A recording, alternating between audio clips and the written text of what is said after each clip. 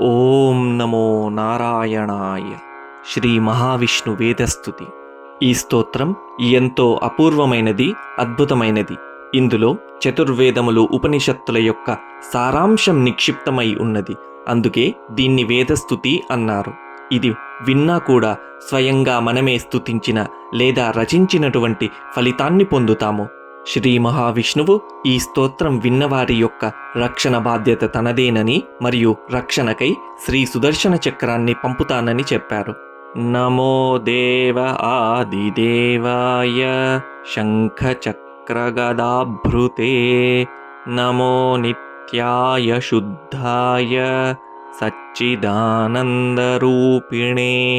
నమో భక్తార్త్రిహంత్రేతే హవ్యకవ్యస్వరూపిణే నమస్త్రిమూర్తయే తుభ్యం సృష్టిస్థిత్యంతకారిణే నమః పరేశాయ నమో విభూమ్నే నమోస్తు లక్ష్మీపతయే విధాత్రే నమోస్తు సూర్యేందువిలోచనాయ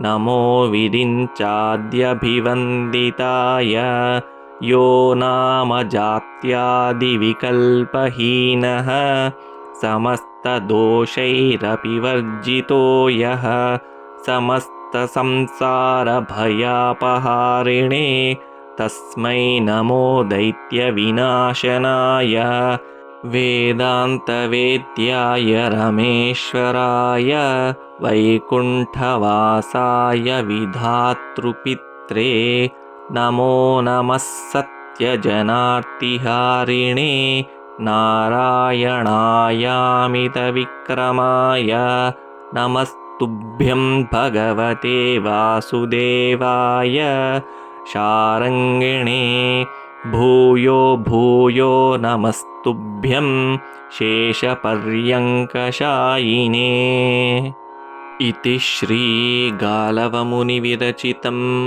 श्रीमहाविष्णुवेदस्तुति।